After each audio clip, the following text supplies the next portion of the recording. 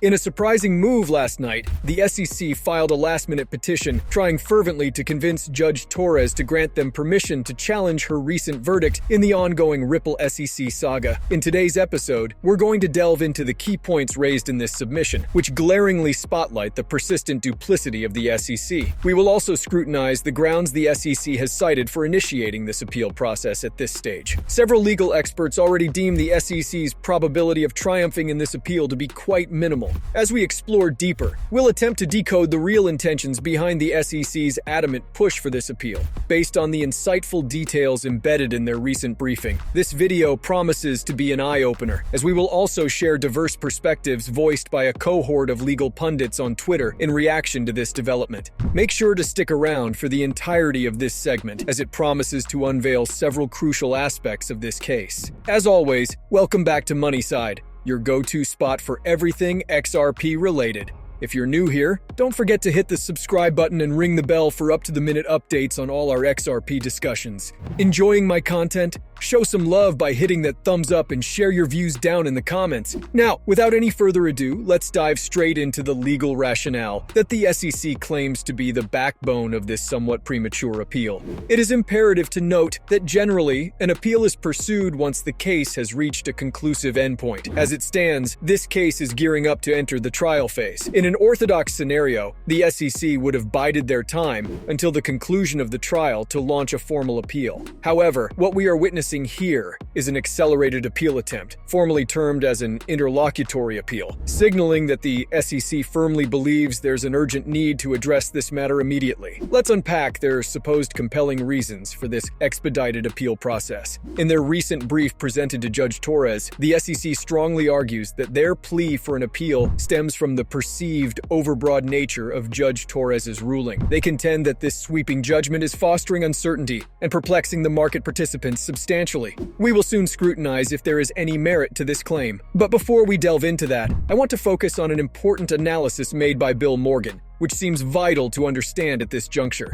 Bill Morgan, in a comprehensive breakdown, has pierced through the SEC's stance, indicating that they might be distorting Judge Torres's original verdict. The SEC seems displeased and somewhat shaken because of the thoroughness with which Judge Torres applied the Howey test to each transaction conducted by Ripple. By alleging that her ruling was too expansive, the SEC appears to be undermining the precise and detailed application of the Howey test in Judge Torres's verdict during this appeal phase. The SEC seems to be maneuvering in this direction, predominantly due to the realization that their ground for contesting Judge Torres's pronouncement is legally fragile. After meticulous application of the Howey test to each distinct sale, Judge Torres concluded that a significant chunk of Ripple's transactions were not securities. Ideally, this well-founded and detailed analysis by Judge Torres should deter an immediate challenge from the SEC. However, in a bid to forge ahead with their appeal, the SEC seems to be misrepresenting the depth of her judgment, alleging it lacked clarity.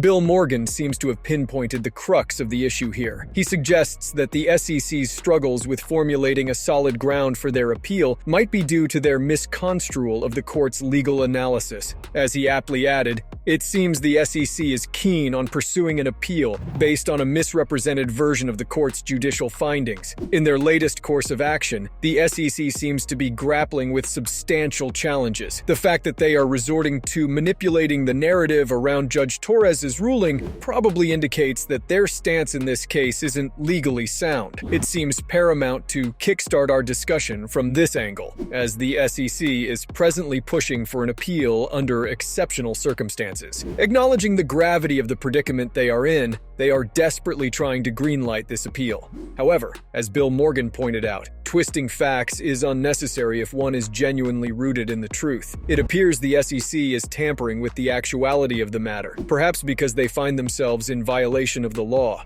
As we venture further into the brief, we encounter a series of even more peculiar assertions made by the SEC, some of which border on the absurd. For instance, they have audaciously accused Ripple of intentionally prolonging the legal proceedings, aiming to deplete the SEC's resources, a claim that seems to have a humorous undertone. The SEC maintains that Ripple's strategy is to extend the legal process as a means to continue their XRP sales unabated. However, we cannot overlook the irony here, given that it is the SEC who has consistently been responsible for delaying the case. Adding to the irony is their current appeal. which only serves to prolong the case even more, making this one of the most paradoxical statements yet. This not only underscores the SEC's duplicity, but also highlights their somewhat casual approach to adhering to the legal standards set by the court. It boggles the mind why such an assertion would even find a place in a legal brief. It seems implausible that Judge Torres would overlook this discrepancy and not view it with disdain towards the regulatory body. The SEC's approach here borders on narcissism, presuming that their status as a regulatory body would naturally sway the court in their favor. They seem to operate under the belief that they have the leeway to make such remarks without repercussions, but their facade is clearly transparent to all who are closely observing. This issue is currently igniting fervent discussions on Twitter, and frankly, it is turning out to be quite the whirlwind. As I mentioned at the start of this video, the SEC is fervently advocating for an expedited appeal on the grounds that Judge Torres's ruling has sown seeds of confusion in the market. However, Stuart Alderete highlights what seems glaringly apparent in this scenario. He notes the stark contradiction in the SEC's sudden cry for clarity through an urgent appeal, after years of the chairman asserting that the existing regulations were crystal clear. The SEC has been unyielding in its stance that cryptocurrency companies should strictly adhere to the rules. Now they are claiming an acute emergency,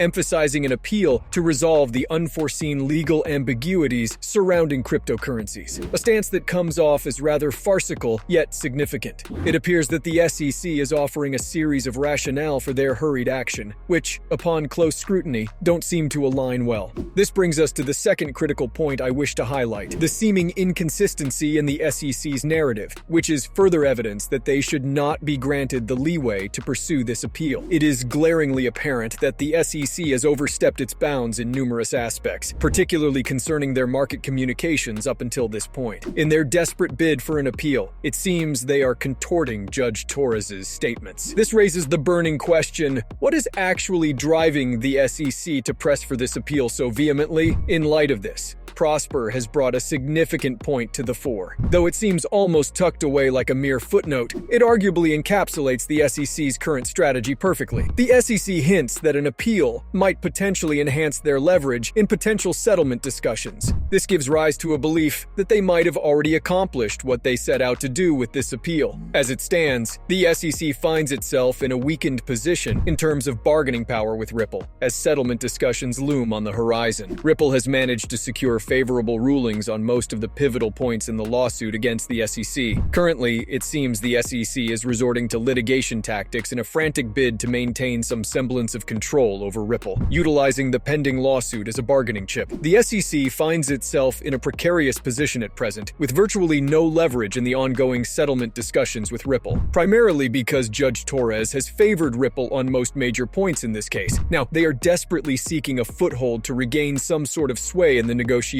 It's glaringly evident in their recent moves, utilizing this appeal as a means to wield influence and perhaps intimidate Ripple into considering a settlement, threatening them with an extended legal battle if they don't comply. At this moment, Ripple's intentions regarding a settlement remain unclear, but the SEC seems determined to use this appeal as a means to bolster their stance, aiming to extract more favorable terms in a potential settlement. This strategy is notably striking because, to me, it seems like the most plausible explanation behind the SEC's frantic appeal. Their stated reasons for demanding an appeal are nonsensical at best and involve a distortion of Judge Torres's directives, clearly lacking legal grounding. It seems their primary objective is to coerce Ripple into a more favorable agreement from their perspective. In discussing the likelihood of success for this appeal, it is worth noting the consensus among numerous legal experts in the XRP community who foresee a bleak outcome for the SEC. Taking it a step further, I'd like to bring attention to Mark Fagel's remarks. Even though he has predominantly sided with the SEC throughout, he acknowledges the steep challenge the SEC faces in securing approval for this interlocutory appeal, given the high standard they need to meet, a challenge amplified by the fact that most evidences currently weigh against them.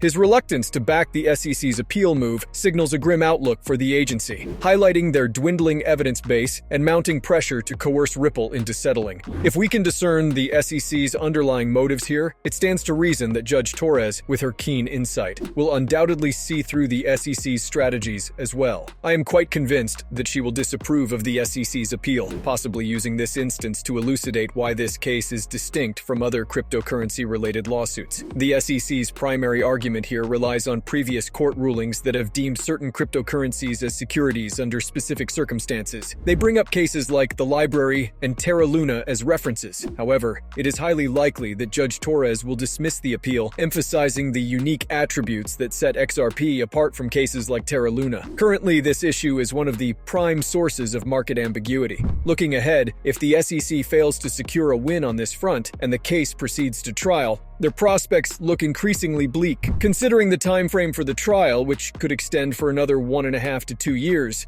the SEC might undergo significant changes in leadership and policies. Meanwhile, XRP would potentially enjoy a period of clarity lasting about 2 years, drastically reducing the chances of a successful appeal at that juncture. I anticipate Judge Torres to render her decision on the SEC's motion in the coming 1 or 2 months, and from the current trajectory, the prospects for the SEC seem grim.